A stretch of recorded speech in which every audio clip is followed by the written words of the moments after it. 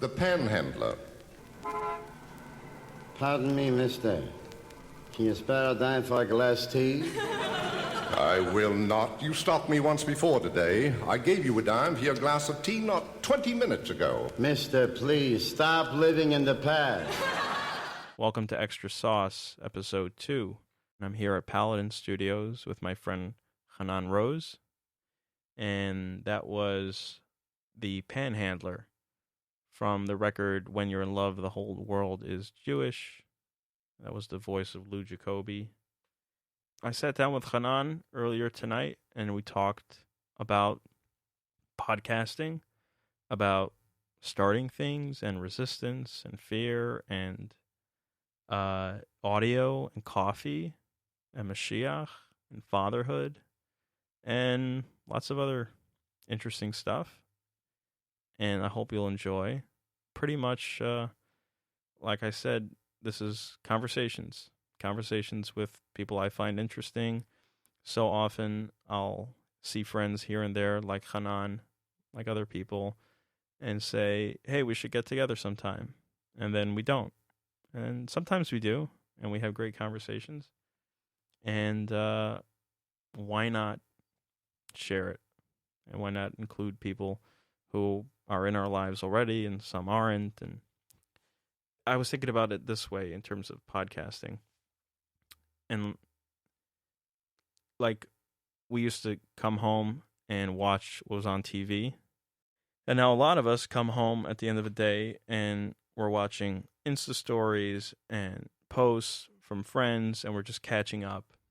And in a way that could be seen as like a vain thing, and we're peering into other people's lives when we wouldn't do that in the past. But what if it's like a really unique way where we're actually being entertained through people who are actually in our lives, some more than others, but, you know, and podcasting is a really cool medium where we're being entertained or, you know, having meaningful conversation, and it's actually with people in our lives.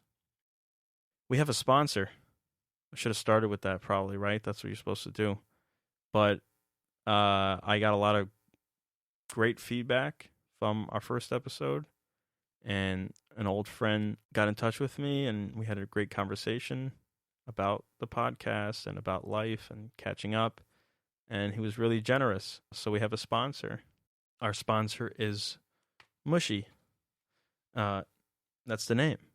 And they have baby goods, namely BPA-free pacifiers.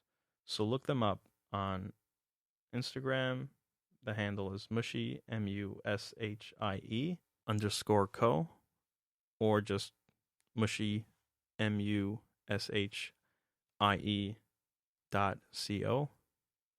And thank you very much for sponsoring. I look forward to talking to you guys soon. Chanan. Yes. I know you for about, 10 years? Yeah. Yeah, something like that. You remember when we first met? At the hotel in San Francisco, right? No. No? No, I don't even know what that is. Didn't you come out to San Francisco for something and there was like Parrots was doing a deal in a hotel? No. No, I was there a different time, but you weren't there. No. By Avramke. That was around the time, but not the first time we met. The first time I actually met you was in the Kretschmer, I believe. Oh, really? Yeah. Excellent. So that was, I don't know, it got to be maybe more than 10 years ago. Yeah. When's the first time you came to Crown Heights?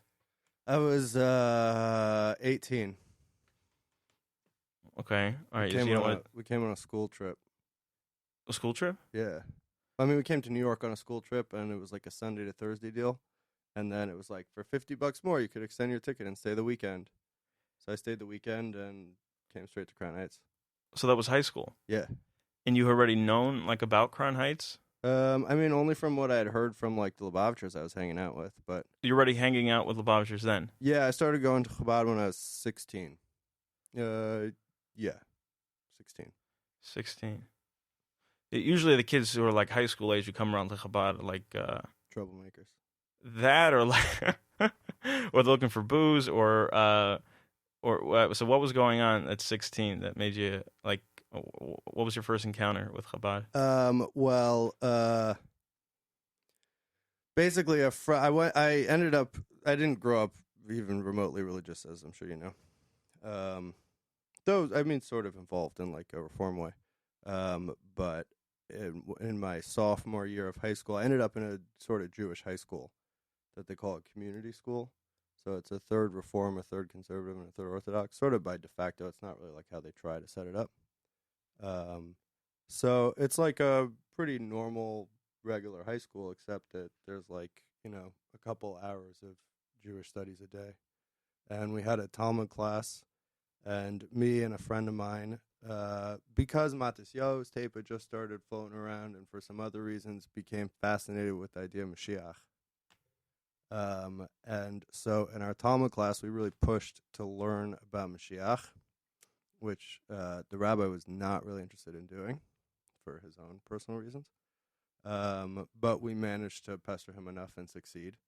And then at the end of the year, we did an art project. We had to do an art project as a final, and my friend Arya came up with this idea to do a documentary on Mashiach. So we came up with 5, 6 basic questions about like what's Mashiach, what's Chias HaMesim, like stuff like that. And we went to first place we went was Jews for Jesus because their international world headquarters is on Haight Street in San Francisco. And then we went to a Reform rabbi and conservative rabbi, and we went to a priest, and we showed up at Chabad of San Francisco, Erev Shavuos. And like went to go interview Rabbi Langer, and we never even really got around to interviewing him. We actually spoke to Mayor Berkowitz for most of the time. Oh, really? He was there then? Yeah. Okay. And then we stayed the whole night, and then the next week we went back Friday night, and that was the end of our sophomore year.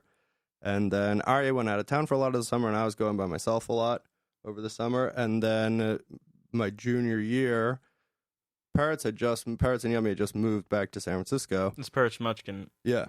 And so they then, at the beginning of my junior year, they moved to sort of like my side of town. And so we started going there for the rest of my high school experience. Very cool. Oh. So you started coming. What was Mayor like that night?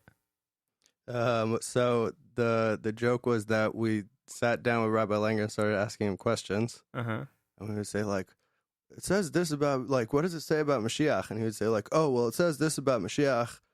And then he'd like think for a second, and he'd like try to remember where. And then he would like yell from across the room like, Mayor, where does it say this about Mashiach? And the Mayor would be like, oh, it says in the Gemara in Sanhedrin. And like, oh. That's really cool. So you went to other Jewish like places to ask those questions? Yeah, we had gone to a Reform rabbi that I sort of knew growing up, and we went to. I grew up Reform. Arya grew up more conservative. Who's Arya? Arya, my friend Arya Cantor. Okay. Cool. And so then we went to a conservative rabbi that he knew, and then we went to a priest. There was a Catholic church right around where I grew up, like a block away. So we just like called him up and walked over there one afternoon. Yeah, I mean, it was interesting. I mean, I can't speak for him, but I know for me, I was already like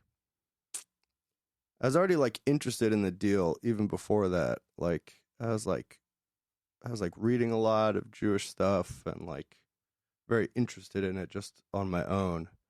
And I think sort of like hanging out with Arya, who was also interested, it just sort of like we sort of had each other's backs in the deal. Mm-hmm. Because it was very peculiar, and like I took a lot of grief for it in high school. Like all of a sudden becoming from, it was like, what's the matter with you? You actually started practicing? Yeah, like all of a sudden I like show up in yarmulke and tzitzis, and everybody's like, "What? Like, you love cheeseburgers?" Right. I was like, "Well, I still love cheeseburgers." But... Wow. So you came to Crown Heights, then I extended your school trip. Yeah.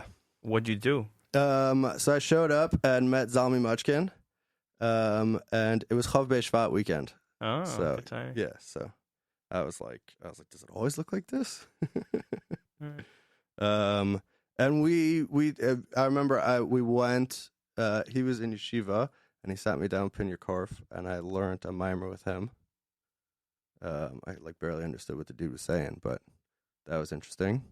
And then it was also Zalmi's birthday that weekend, so there's a big farbrengen in his house, and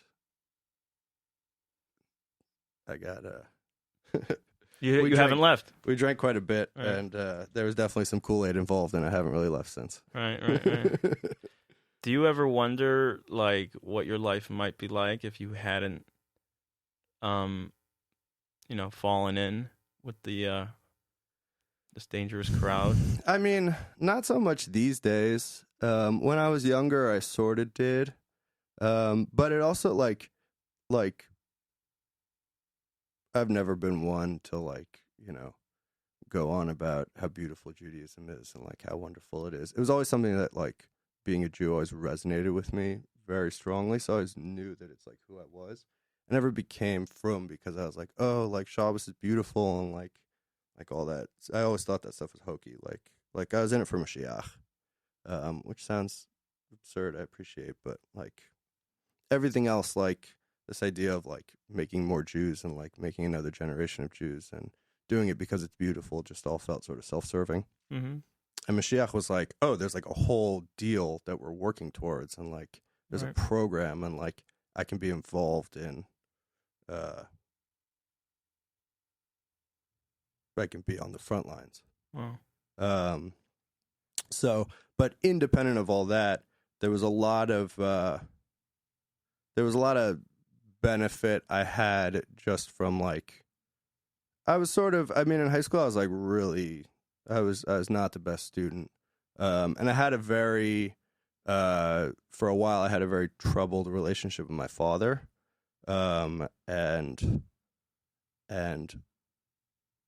as I started becoming frum, that like repaired itself very quickly. Mm-hmm. And one of the things I realized when he passed away was like, had I not become frum, like we could have just been like distanced for years. And then like, I mean, he passed away almost 5 years ago. So like, it's, I was 24. Like I could have just like gone off to college and just like been a regular person and like had a bunch of grudges against him or who knows what. And then like he would have been dead, and then that would have been the end of it, So, and it was specifically because of becoming frum that I was like pushed to redevelop a relationship with him. What was it about like becoming religious that like made that easier or made that doable? I don't know if it was easier or doable. I have a very vivid memory of it. I was hanging out by Parrots one Shabbos afternoon, and I was like first starting to get to know him, and he was like asking me about my parents and how I grew up, just because like, he's like, who are these two kids and where did they come from? So he was asking me about my mom and like what she did Jewishly, and my dad and what he did Jewishly, and then I mentioned sort of offhand like, but I don't really speak to him much. And he was like, fuck that. He's like, you can't do that. And I was just like, I mean, like, I didn't have such a notion of what a rabbi was, but it certainly wasn't like a 26-year-old guy saying, fuck that, Mm-hmm. So, sorry, are you allowed to curse on your podcast? Yeah, why not? Cool. So that made a big impression on me. And it wasn't like an easy pill to swallow by any means, but it was like, oh, like, and I knew deep down it was sort of petty.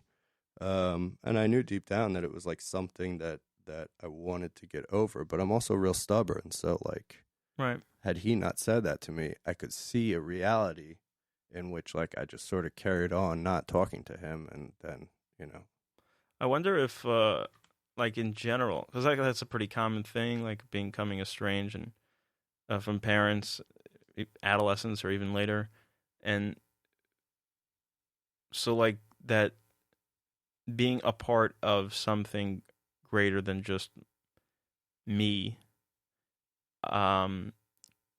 puts me in touch with a certain responsibility that like it behooves me, right, to have at least a rudimentary like honor-based relationship from my parents, like putting aside whatever, right? Because if it's like just me, then like that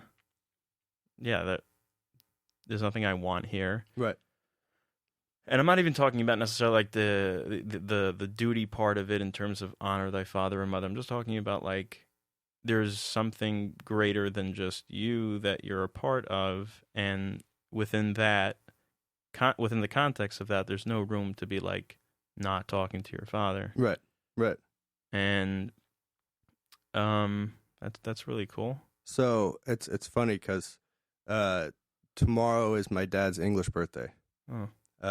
And so I tend to, on his birthday and on his yard site, I always go through all his tweets. Because it's just like a fun thing to do. And he had a very unique sense of humor, and it's very reminiscent. Excuse me. And there was one I saw today, that I've always liked, but it was just funny seeing it today, which was that he tweeted, I mean, this was years ago, that, it's something along the lines of like, you have a rabbi, or like, you have a real rabbi that when you think about him, he says to you, it's not about you. Mm. Like that's the hallmark.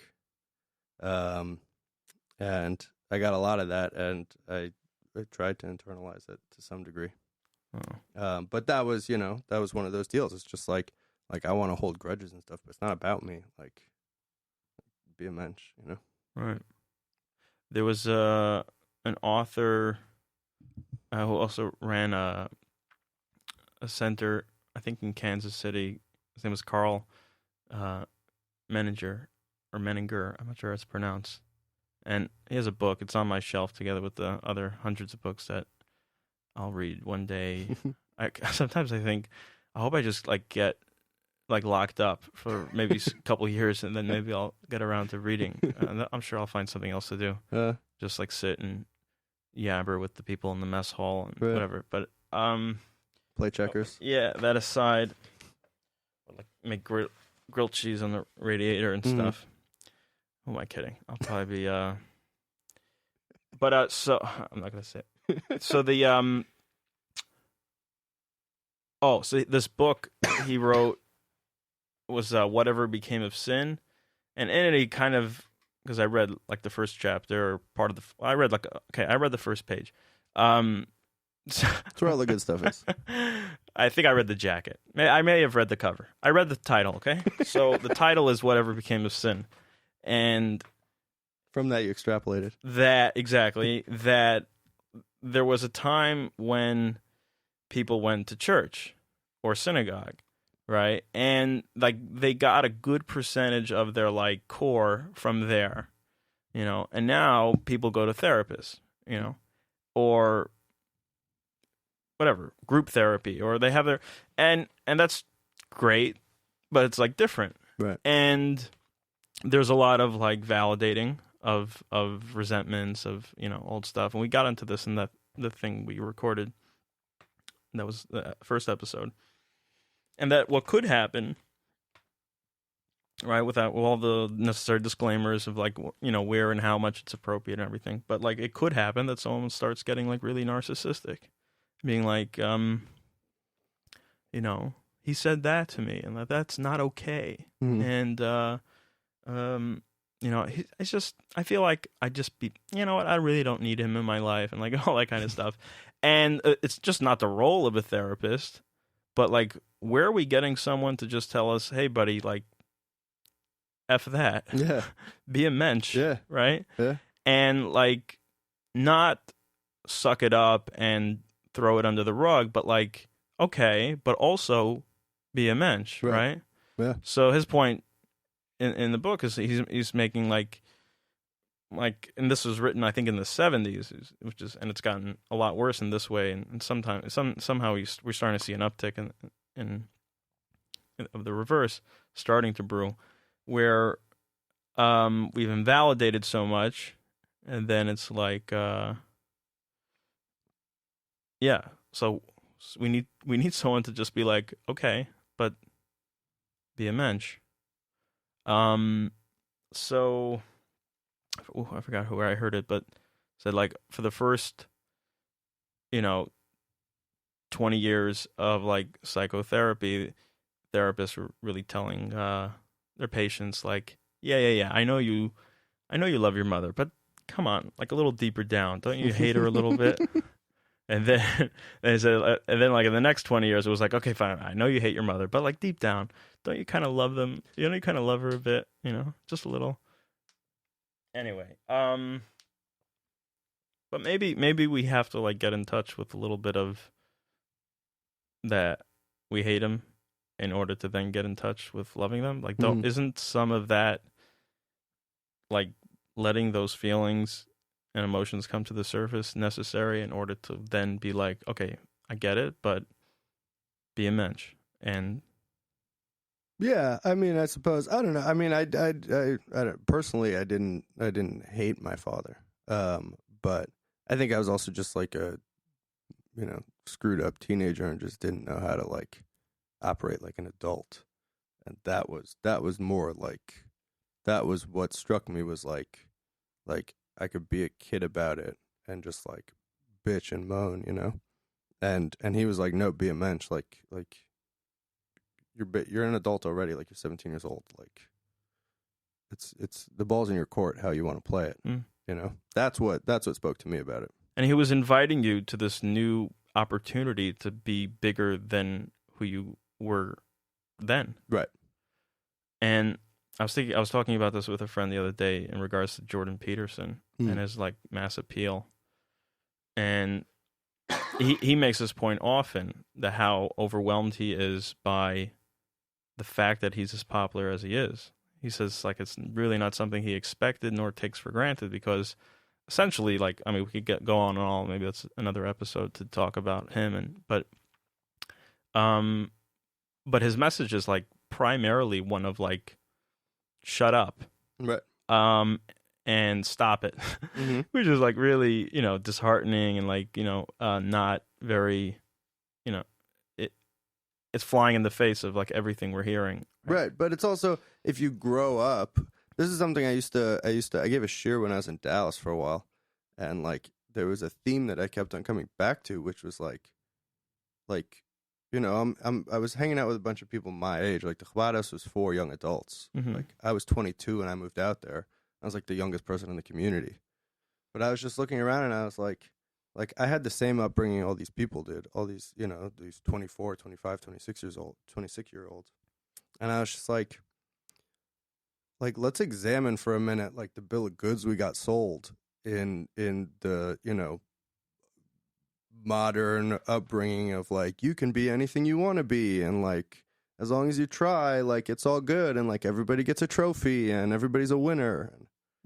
So I spent a lot of time, I mean, and part of it was for myself, but part of it also was like I was seeing what the people in the community were going through and like how they were struggling with like coming into themselves as young adults when they're carrying around this baggage and like trying to make sense of like, how is everybody a winner when like the world does not treat everybody like a winner. And I think that's why Jordan Peterson speaks to a lot of people, because it like calls bullshit on all that stuff that you were fed as a child. Right. And especially as people starting to reach their 20s, and maybe men especially, but there's like, they're coming to grapple with that lie, right? Or at the very least, like, untruth, and they're finally hearing a message of, no, the world doesn't really owe you all that, and maybe you owe the world something, right? And you gotta show up. Yeah, and maybe the message of you owe the world something and not the other way around is like really empowering to people. Yeah. And not just that, because like very often his message is one of like, you are really destructive. You are like dangerous. Like you could become another, Columbine kid, right? Or that means that you're extremely powerful and you could like be doing like really big things. So it changes it from being like, if you would just like, get in line, you could get by and maybe even get some stuff, to I could really not just self-destruct, but destruct people around me. And to some degree, that's inevitable when I'm self-destructing. Right. Or I can really be a force for good. Anyway, but not to get on a tangent about him, to bring it back. yeah, so you mentioned this, I'm coming from the other end. Sure. Where I grew up here outside of Crown Heights, but whatever, in the whole thing. And like, I was never told that like my feelings matter. And I was never told any of the Dr. Seuss and whatever else you had. And for a long time, and to some extent still, I'm a little bit resentful. Forget about like the lack of rudimentary, basic English education, all that, like whatever, that stuff aside. But just like, sometimes I feel like it would have been very helpful to hear that like there's, you can do things and, everyone's home is different. But I mean, even just the community and the culture was not one. I remember when I first went out, so you said you were 22 and you went out and you were having this reverse thing where you were watching these kids and seeing it based on your new experience, When I was 19, I went out to Columbus, Ohio, and I was working for Shliach there, ran a friendship circle program, and I was dealing with a lot of these teenagers who were volunteering. And these were kids in high school, and they were like really well-adjusted, healthy, well-rounded kids, upper middle class, suburbs, Jewish, affiliated to some degree. And they were like, whatever, and not just necessarily, I'm not even talking about like the honor roll students, but just your average, and they weren't just like, academically doing well. Like they were also volunteering. They were good. And I was like, really got me questioning on like, maybe I really got a raw deal with my thing. And then I kept on looking for like, a little pony under the thing. Like there's got to be a pony somewhere. Right. And then what I came up with was, okay, so these are, they're like, Torah Gedula B'Makamecha, they're like good kids, they're well adjusted, they're healthy, and they're even like, kind. But when I would hear them talk about like the volunteer work they were doing, there was always a sense of, and it gives me so much more than it even gives them. Mm-hmm. And there was this like, okay. And then I found my pony, right? And I was like, aha. So it's like, I want to do good, but it's really all like to kind of be part of this, like benefit me in my future and my right, and it looks good on college. And all that. So like, okay, I got my pony. I felt good because I was like, at least growing up where I came from, you didn't do good because of some like payoff. It was like, you just do it because that's what you do. Right. And for a while that kept me like feeling satisfied. But then at some point I was like, but is it really like that? Can we not like pretend that there's always a payoff, and maybe there's supposed to be? And I know that like there is definitely a you want to call it Kabbalas Ol, or like a refreshing, I call it Azaya Derinyan, right? You just do it because that's what you do. But even that is a payoff, right? For sure. Like being a part of something that just demands something of you, a smansich, you do it because that's what you're a part of, and that's so even that is a payoff. And like maybe there's nothing wrong with payoff.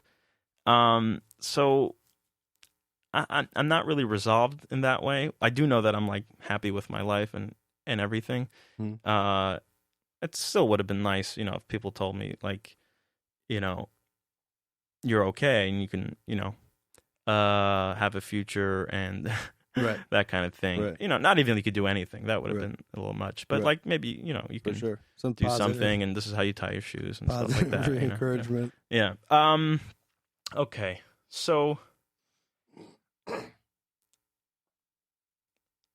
you mentioned your dad and that he passed, what, you said 4 or 5 years ago? Coming up on 5. 5.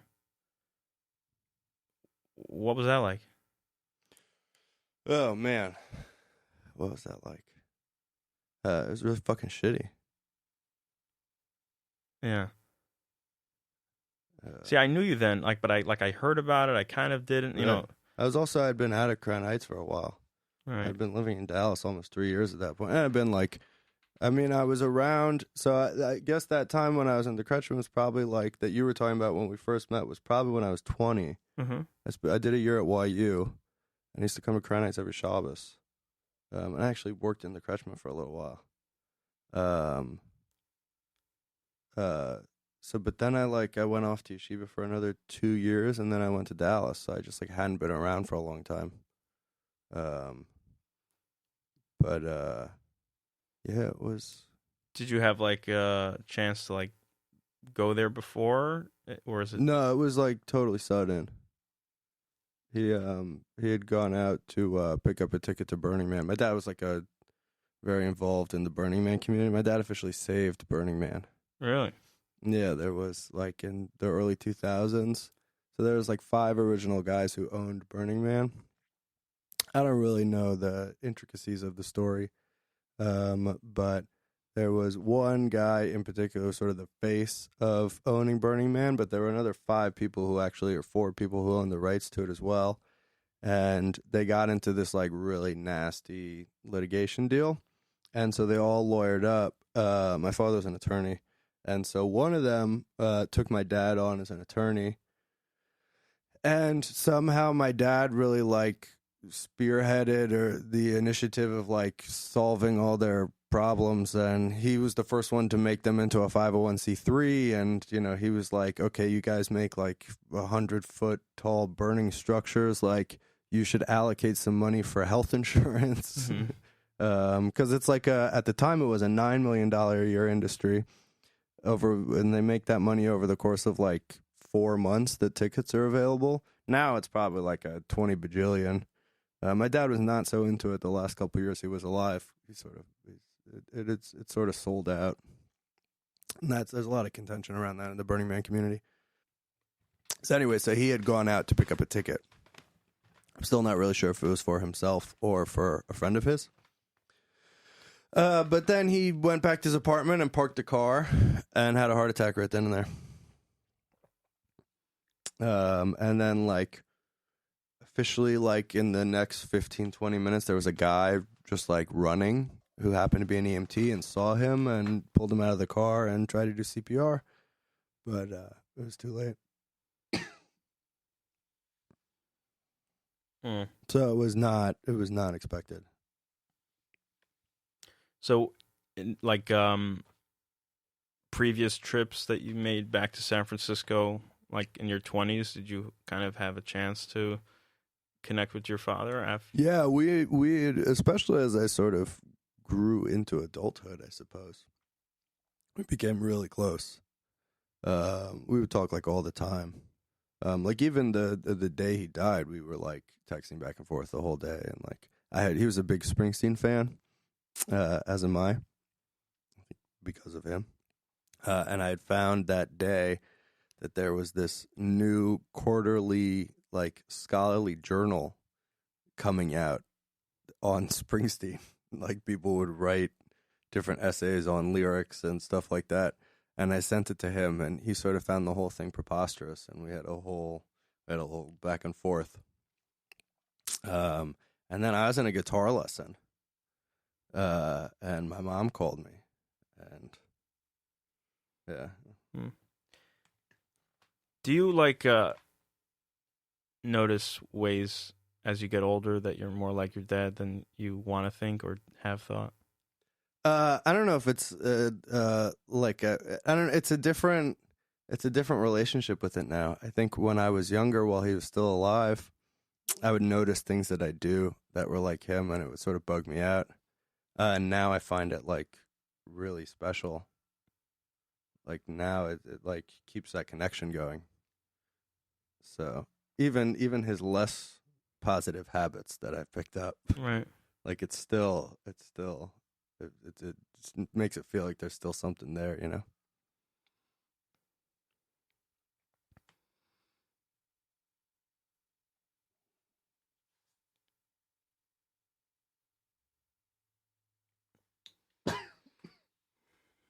You mentioned something about the draw of Mashiach, particularly that was present for you.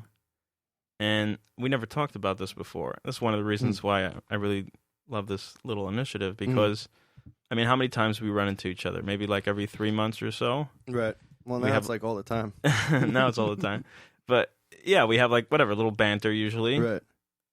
Whether it's at Shul or somewhere else. Mm-hmm. And then maybe once in a while, one of us will say something, oh, we should get together or something. And then it doesn't happen because, life. Right. And, or sometimes with people, we've had meaningful conversations at some point, but we never revisited them. And this is like the kind of thing that, I've been meaning to do with you and many others. Mm-hmm. And then, don't. And sometimes I do, but wouldn't it be nice if other people who are in our lives would be able to kind of, get in on it? But you mentioned this thing about Mashiach, and I really identified with it. I know I'm like, I'm always the risk of sounding like too millennial. Not that, or like, Mashiach. I don't know. Like, I didn't want to really, I thought we'd like, but part of it, really, I'm talking about Mashiach. But if I'm being honest, when I was 13 and 14 in yeshiva, I went away from home. Like, I went to yeshiva where the guy who ran it was very pumped up. Mm-hmm.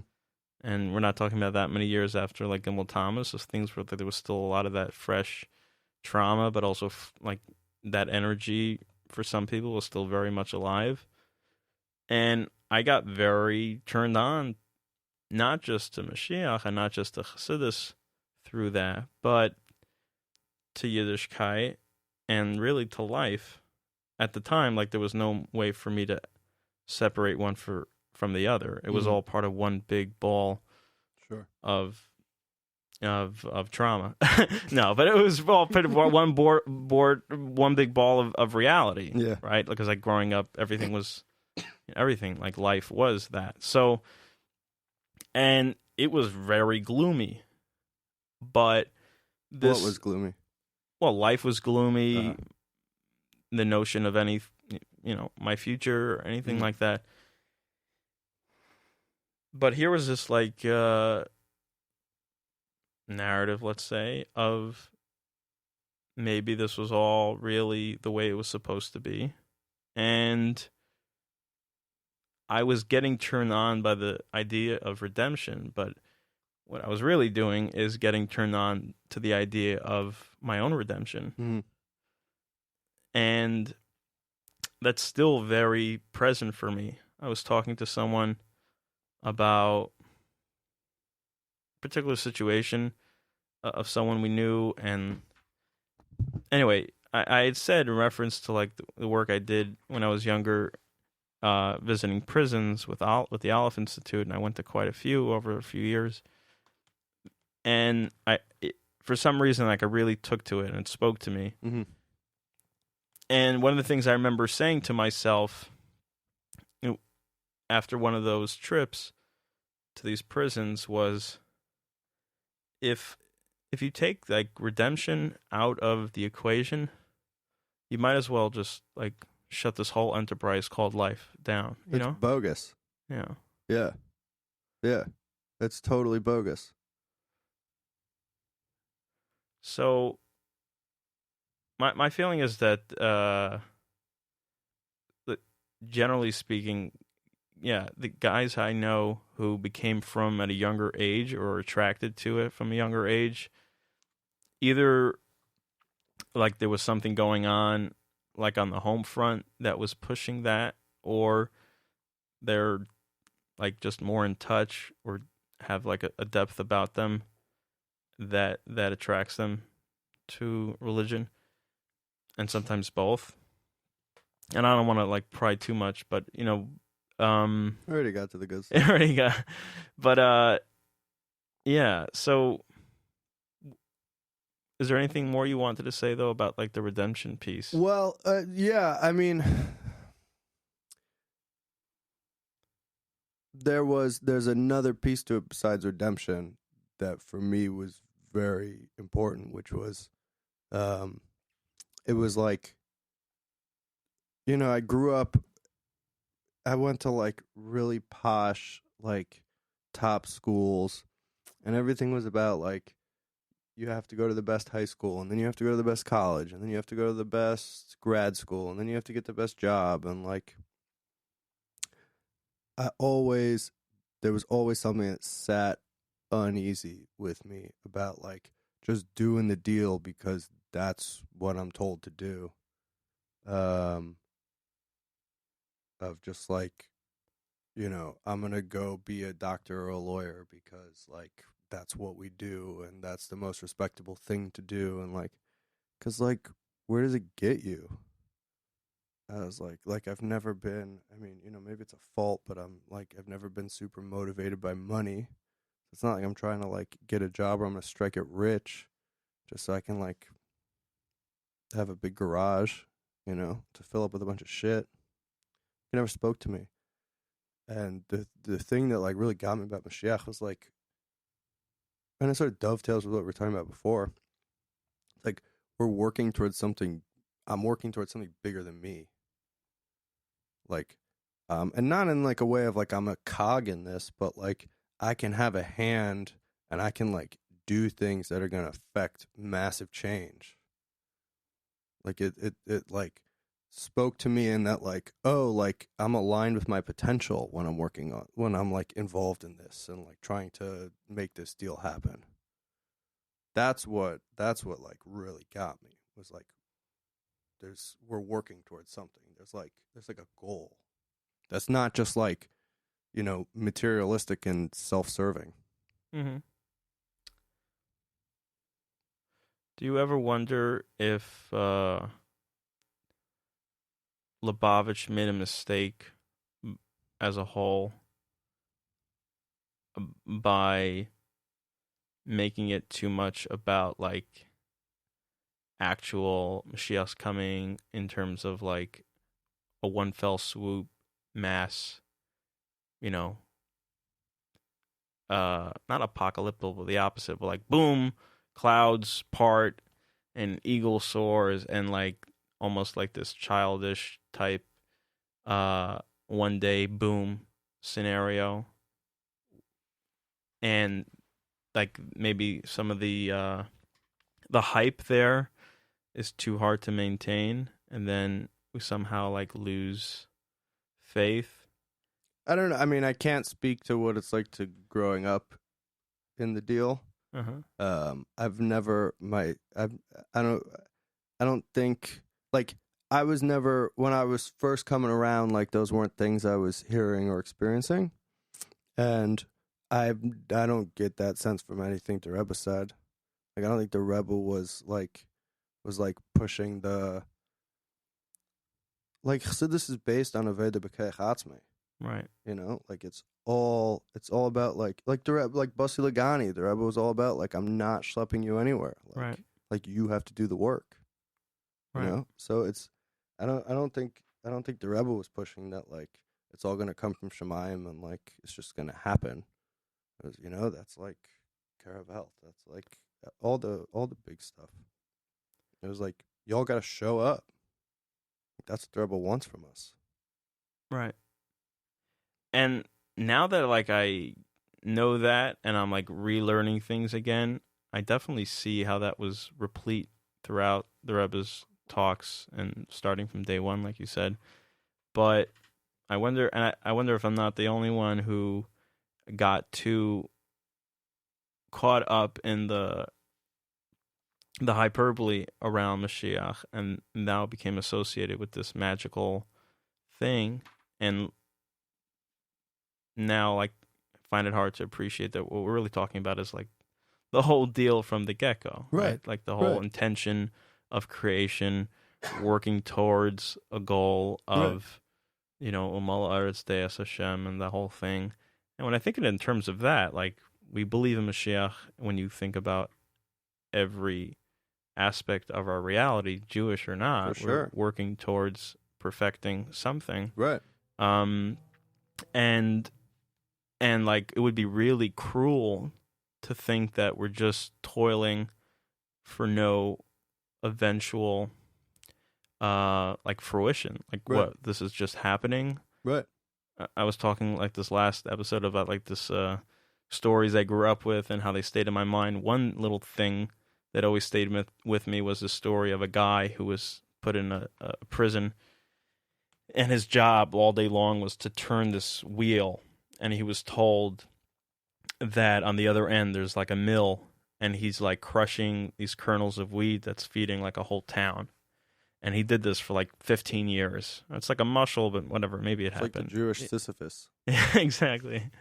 Yeah. So he's turning this wheel like 10 hours a day for 15 years. Right. And that's all he's got. But it gives him so much satisfaction knowing that like he's feeding this town and everything. And he's picturing like who he's feeding and the families and everything. And then one day he's freed, and he goes out and he sees that this thing was attached to nothing. Mm-hmm. And he was just spinning this wheel for 15 years for Very absolutely no. Sisyphean. And he has like a heart attack and he just dies. Anyway, Bummer. yeah.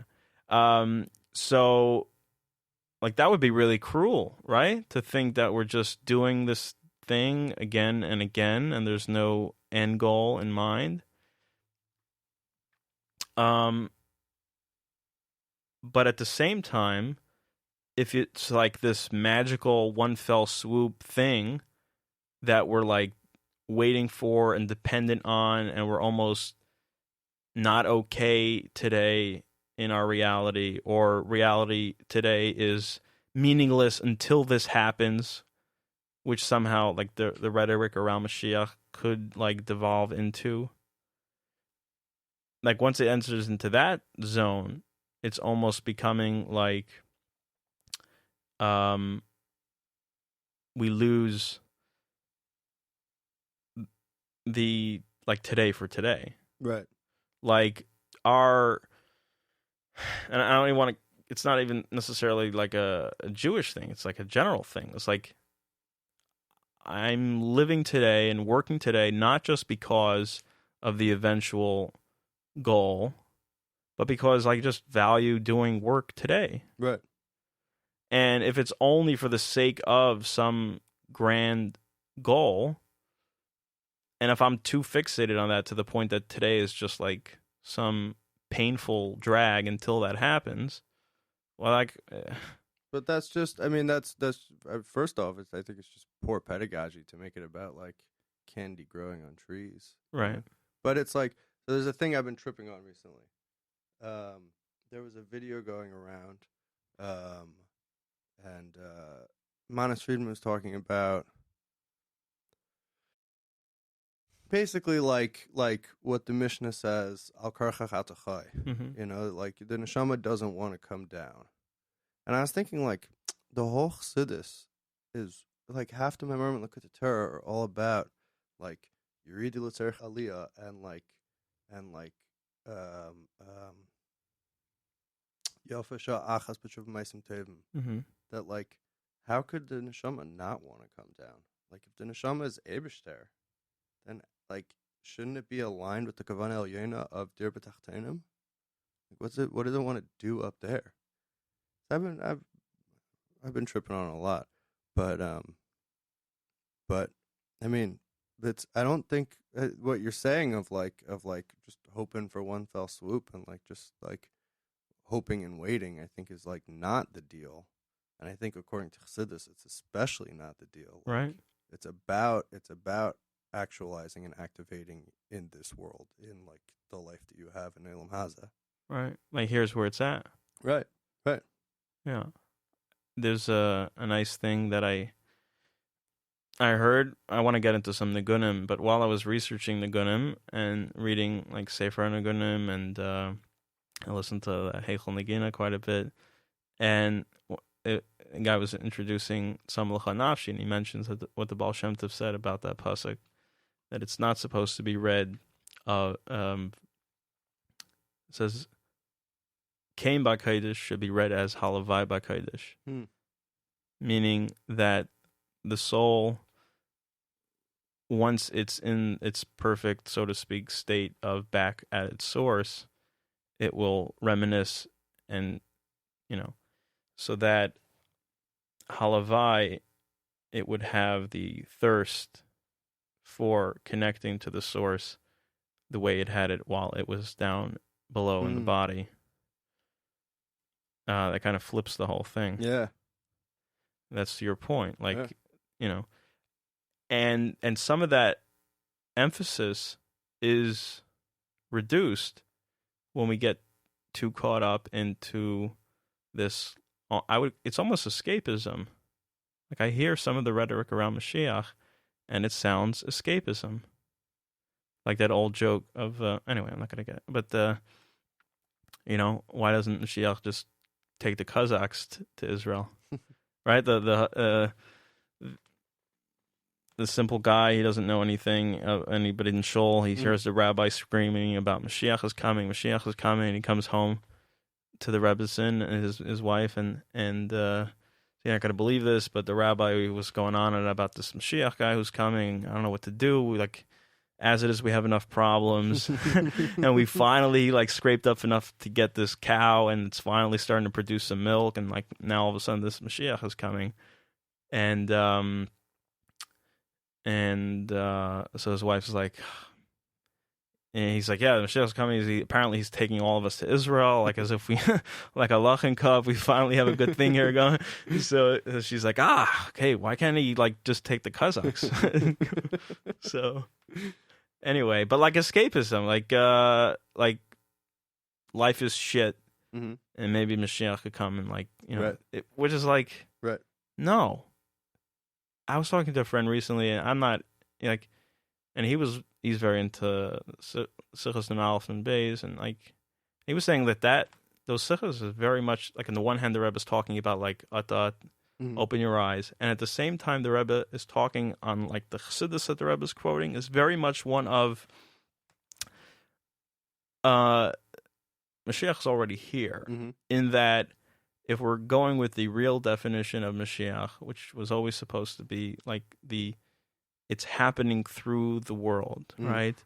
Mipsari echsalika. There's a process by which we're seeing the reality of godliness being revealed through our surroundings. Yeah. And the Rebbe was pointing out ways in which that was happening, and then somehow we just kind of got hooked into the hype of what the Rebbe was talking about. Right. The buttons are polished. Yeah, because that's exciting, and right. then we can scream and Ad Masai and make right. campaigns and leaflets and stickers and everything. For sure. As of late, you're very into audio, and you now making a living of it. Audio engineering. How'd you get into that? What's your background with audio? I mean, I was always interested in it. It was never something I even really knew how to pursue. I played music. I played instruments from pretty young age, from 10, 11. And I was always really into music. And in 2014, I think, maybe 15, I started working on this project called the Niggin Society, and we went to Texas because I had a bunch of connections in the music world out there, and there was a really primo studio available for very cheap. So we went out there to do a single, just sort of see this sort of proof of concept type deal, get a bunch of Geisha musicians together with a chazan and see if we can make a niggin. And it went. I mean, we made the tune, so I think we considered it a success.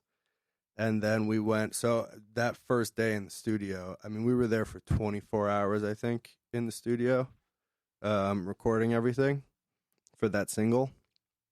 I think we started at 8 a.m. and had musicians coming in the whole day, and then had all night to track vocals. And then the next day we mixed it down and sent it off. We brought it back to New York and got it mastered here in the city at Sterling Sound, which is like the dude who mastered it, Greg Calby, is the mastering engineer of the universe. Like, we walked in, and he has like the Kind of Blue remaster that he did up next to like Continuum by John Mayer that he mastered, next to like a bunch of Springsteen records that he mastered. And then like we're sitting in the studio, and we're sitting on a couch in his studio, and above it is a letter from John Lennon to him saying like, thanks for mastering my tune, it sounds really good. So we were like super starstruck. But from that first day in the studio, I was just like fascinated with it. I was just like really obsessed with all of it. And when we got back, so that was like January, February time, I think. And then over the summer, we went for an extended period. I was there for about a month and a half, I think, all said and done. And we were in that same studio for 3 weeks. And we like slept in the studio. We were working 10 a.m. to 5 a.m. every day. And from the first day in the studio, I said to the engineer, like, show me how to do this. Like, teach me everything. And he was like super jazzed to like share it with somebody. Like it's one thing, like some guys would be like, oh, like, fine, I'll show you how to do a few things and just like get off my back. But for him, it was like, oh, cool. Like, this dude wants to learn how to do all this stuff. Like, I get to share all this knowledge that I have. Like, somebody's interested in it. So we went down like crazy rabbit holes, and like it's also like that place. I mean, it's a totally analog studio. The board, the main console, is from the BBC. Like, the Who recorded on that console. Like, they have a tape machine from the Everly Brothers. Like, it's like crazy gear, and like, so I just like I got totally. I mean, besides getting totally bit by it, I had like this amazing experience and like this internship essentially for a month and a half, and like how to make a record. Officially I was like producing it, but I was like obsessed with the engineering of all of it. And then I came back to New York and just sort of kept it up just in my own time as like a hobby. And then the opportunity for the studio sort of fell in my lap. And I was just like, all right, like it's all got all the time. Like, let's roll with it. And thank God it's panned out all right. Nice. Yeah. All right, so I wanted to jump into, because we actually like did have a topic. We have a few topics. We have a few topics. I don't know if we really got to it yet, but I don't think we've gotten to any of them. But we did. We actually did. We were talking about means for the means sake. Right. When we talked about Mashiach, right? Because what can happen is that you have a situation where it's all about this end goal, and then somehow it becomes so much about the end goal to the point that it starts to undermine the means. And then what you have there is like, why am I doing this, right? And we were talking a week or two ago about this guy who we're really into, Chuck C, and he talks about any means that's only worth the end is not worth the end, or something. Or his way of put it is if the means aren't worth it for the means sake, then it's not worth any end. Right. And he talked about that with regard to work, with regard to any aspect of life. Like, if it's not worth it, for its own sake, then it's not worth it. Right.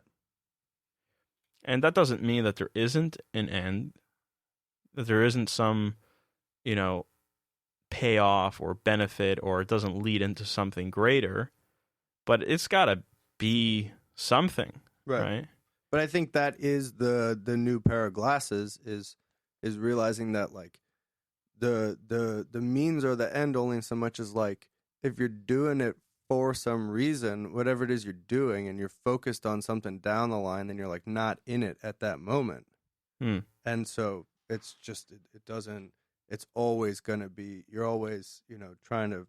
You're always chasing it, right? And you're trying to fit a square peg in a round hole of like making this work because I'm working towards something that's elusive and down the line. Right. And you're never in it. Right. There was a great thing you told me when we were talking about this from Tanya. Yeah. What was it? And so I think it's in Agar Kodesh, but I'm not sure. Where the Alter Rebbe mentions that when you learn Gemara, you're supposed to stop every hour and be misbeinen, that it's the Ebisher's Chachma. And people learn it different ways, but the way I always understood it was that it's because at the time that you're learning Gemara, you're learning a Tosfos, you can't be thinking about the Ebishter. Because you can't be thinking Shersha Nagach Hesapara and the Ebishter at the same time. It's either one or the other. And if you're learning Gemara, you have to be thinking Shersha Nagach Hesapara. So you have to be totally in it, and you have to, so to speak, like forget the Ebishter at that moment. And then, so every hour you should like realign yourself and come back to this idea and meditate that like, oh, this is about the Ebishter. But like when you're in the learning, you have to be in the learning. That is so refreshing, because so much of what I remember hearing growing up was, the famous story of the businessman who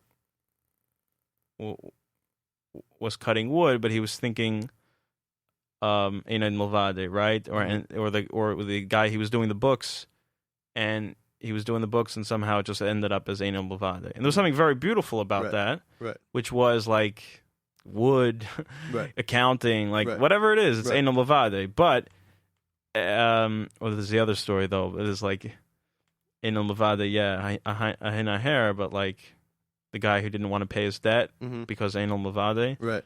So they said, okay, well, we'll put you out on the table. We'll take down your Einan Milvade pants, and we'll give you 30 Einan Milvades on your Einan Milvade ass. And because reality is reality. Right. But you're saying we have to respect reality to a certain degree, right, and be in it, and that at a certain point, what it's all for, or the bigger picture, could turn into its own avodah zarah. Mm-hmm. Because even if we're talking about God, if you're not living in the Tosfos or the Sharash Naga Sapara, right, but that's what's in front of you right now, and you're so caught up in this bigger thing, this end, then you're not in it. You're worshiping some other end. Right. And at the same time, the opposite extreme, if you're just working without any context, then the work itself could become an avodah zarah. Right. Or even just learning, right? Right. That was like Mendel Morozov used to talk about in Volozhin, like at the end of Volozhin when they all basically fried out, like the Bachram would sit on Shabbos smoking, writing Chiddushei Torah. Right. It's like when it comes that's why that's the whole middle ground, right? Is that you need that hour to be misbeinen. This is the Eibishter's Chachma. And that's exactly what it is. It's basically saying, be in it, and also check yourself. Right. Like the cup in Galatian. Right. Say that. The story of it was the Rebbe Rashab, I think, that the guy came asking about his business of selling Galatian, like rain boots, right? Right. And Rebbe Rashab. Galoshes is actually an English word. Yeah. It's one of those words I always thought was Yiddish, and then they used it. Someone said it at work. Anyway, I was like, I wonder how it came. Yeah. Anyways. So the Rebbe Rashab said something to the effect of like, I know feet go in galoshes, but I've never seen a head in galoshes. Right. Like he's too consumed by it. Right. So how does one remain in it and not too distracted by the end to the degree where they're not living, and at the same time not over glorifying or worshiping the Galatian? That's a tremendous question. I'm not even going to pretend to have the answer to that. Right. I think that's the whole deal. That's trying to navigate life. I think that's a lot of what the Stephen Pressfield book is about. And I think that's a lot of what the program's about. Right. So the Stephen Pressfield is this book that you told me I should read when we were together a couple weeks ago, and it's The War of Art. And how do you see it tied in? Well, so I mean, he's couching it specifically in at least in the beginning, the first half of the book, maybe the first 2/3, are very much like artist based in that the premise is resistance is what keeps us from doing, right? And that our truer self, what he calls our self, is godly and wants to create and express itself, being that the Eibishter creates, right? That like our neshama has this. I'm reading some of that into it, obviously, Right. but like he uses a lot of those terms. Our soul has a similar desire to create, Right. and that like part of the reason why it's here is to, be enable God's creations to develop, right? That artist creating is a godly thing and is God creating or expressing himself through physical limited beings, which is also one of his expressions. And that we have an ego that keeps us from doing that because of fear and because of ego, and he calls it resistance. And his whole thing is how to get past that resistance. But the third of that book is really like was such a trip for me, where he really breaks it down of like you have to find a way to associate with self, like identify yourself with the self, with Nefesh Elikis, now with Nefesh Bahamas. So yeah, and he says two things in there where it's on the one hand that fear, which is the resistance, listen to it to the degree that the fact that you're feeling that you're probably leaning into something that deserves some attention and doing, and instead of running away, like go into it, and the degree to which it's something that your soul is calling forth is the degree that you'll feel that fear and that resistance. But at the same time, don't get lost in that and then get into the doing. So he talks about, like, as a writer, he does his 3 to 4 hours, and he's got all this resistance going in, and then he sits down, and his only job is to sit there and do it, not worry about where it's headed, what it's going to look like, what it may become or not, and just be there for those 3-4 hours. And then, like, it somehow finds its way to fit into the greater context, right? But during that time, he has to be there in the Shurish and Hasapara and not get too questioning about, right? Because that's what my mind does. And that's what keeps me from doing anything. Right. It's not just you. Right. Yeah. But it's all of us, right? So I maybe I just have more of it because anyway. But you know how many people have come and talked to me about doing a podcast? I could tell 15 different people who told me, "Oh yeah, I want to do a podcast." Like, right? You're the only dude who did it, right? But I tried to talk myself out of it for sure. So right? Yeah. You know, everybody needs somebody to call bullshit, but like, I had a lot of people lined up, jazz, to do podcasts, and they had big ideas and big asagas about how to do it and what to do, and everybody has the resistance. Everybody struggles with resistance, but you actually did something. We're here. This is episode 2. Right, we're doing it. Yeah. I was thinking about this right before because,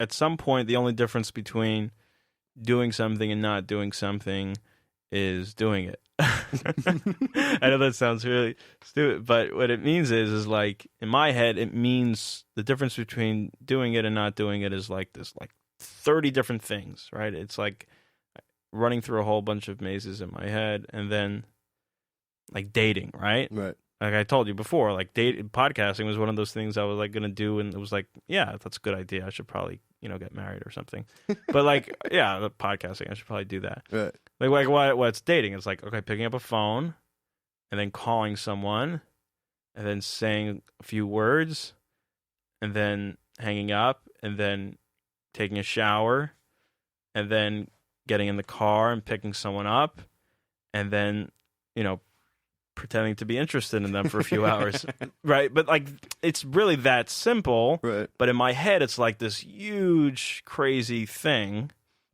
and I'll like convince myself out of it at some point between 1 and 12 of those steps. Mm-hmm. But I'm not actually breaking down into those steps. I'm breaking Right. into like futurizing Right. beyond whatever, For sure. right? So I can't do podcast 1 because there's no way I'm going to do podcast 12, Right. So I was like, well, just put your pants up, Right. and like do 1, and then Right. and then do 2. Mhm. Anyway,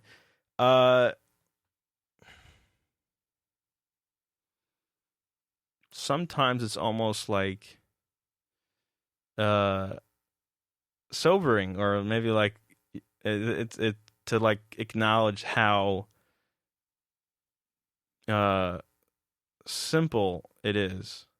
Because like if it was that simple between doing it and not doing it, then why the hell have I been sitting around like anyway? But not just about this. I mean, like with Right. everything I do Sure. that with.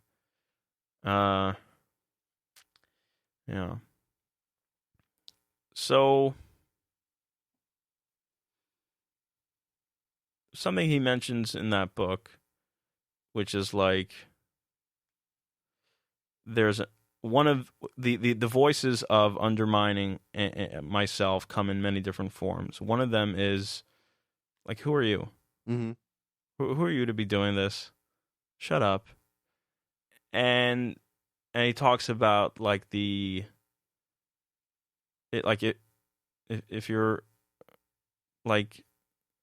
you're here and you're part of this deal called life, like, chances are you have something to contribute.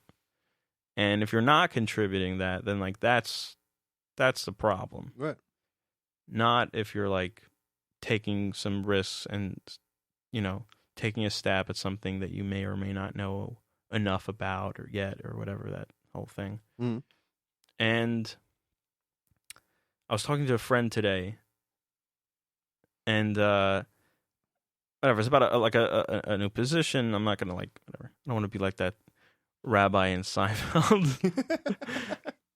So I was talking to this guy. And let's call him George, and he has a friend. Let's just call her Elaine.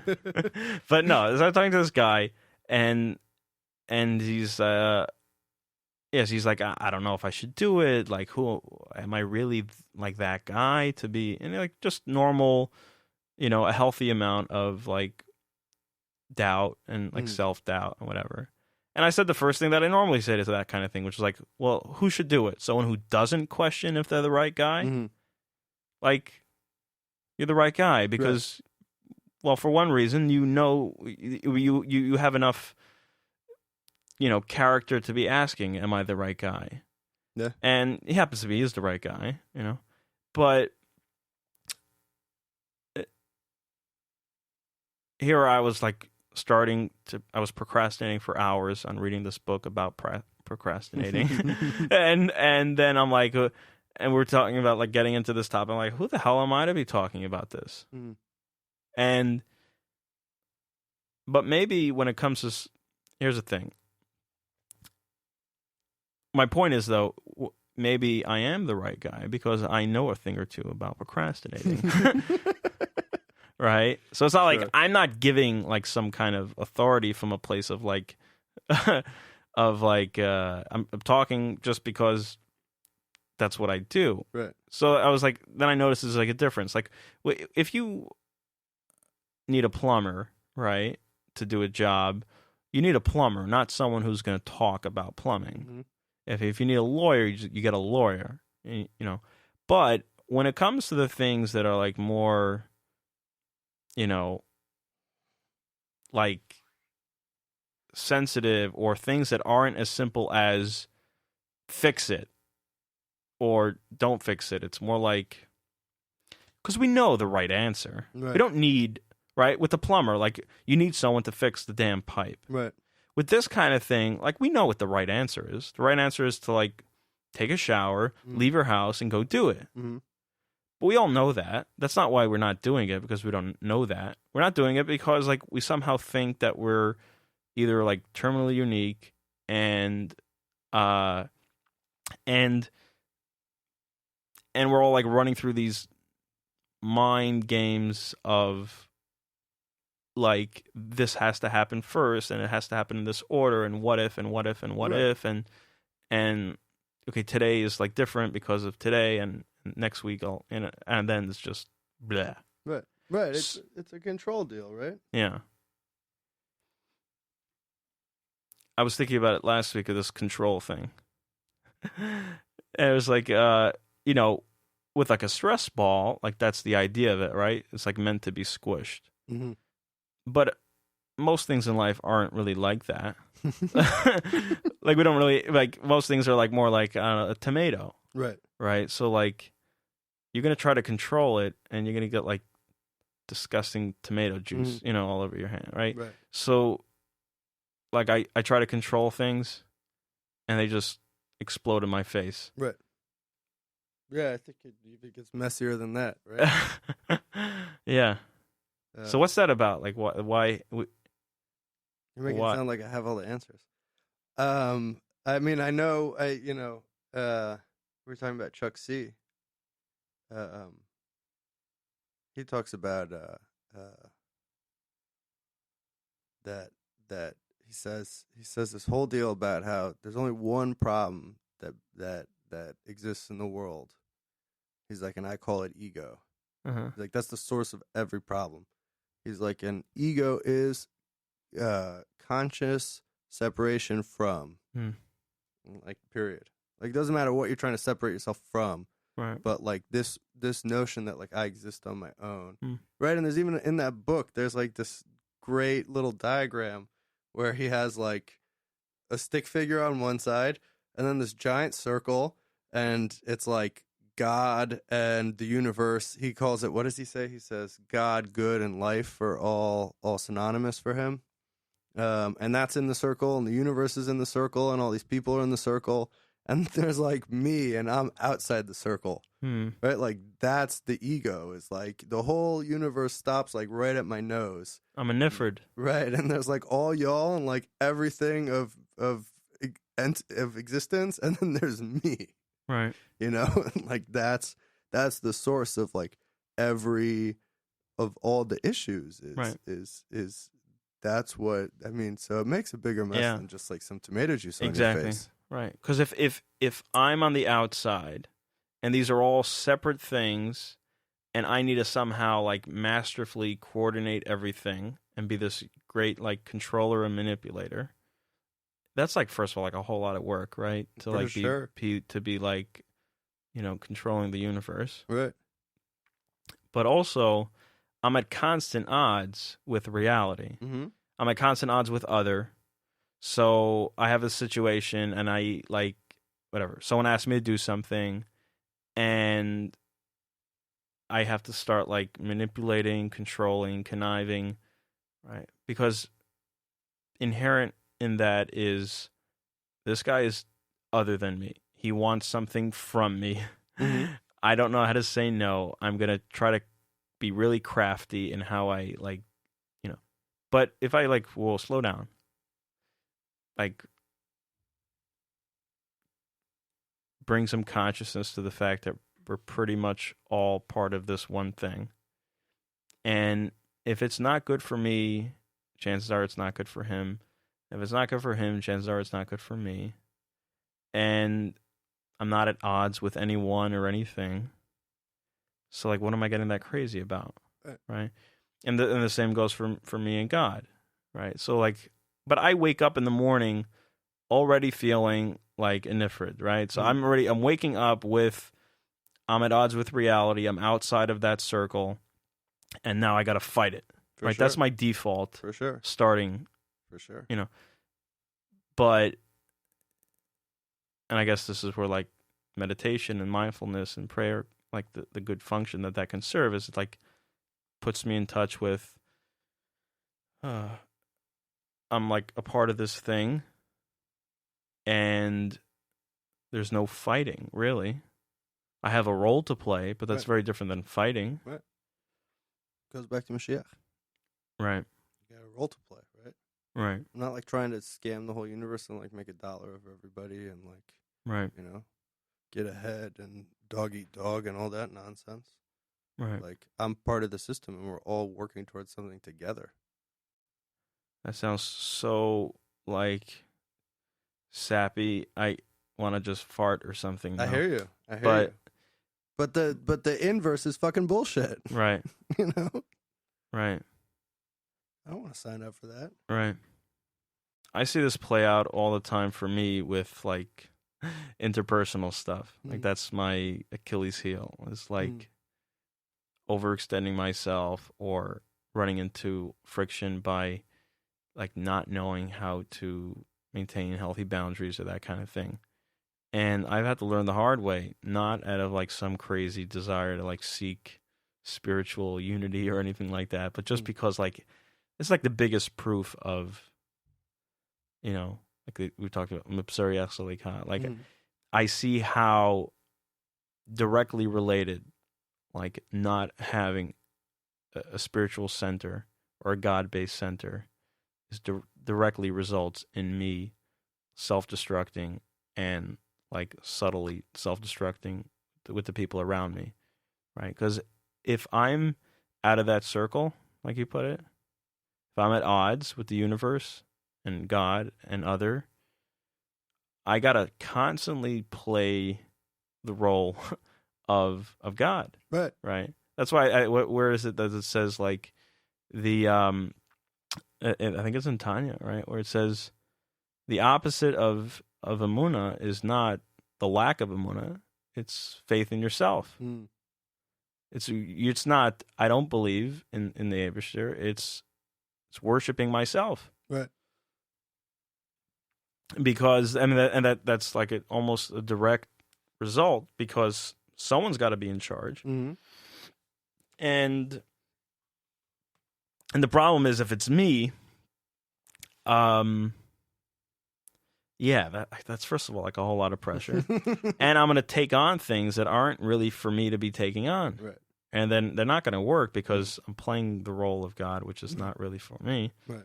So on the note of means for the sake of means, not getting too caught up in the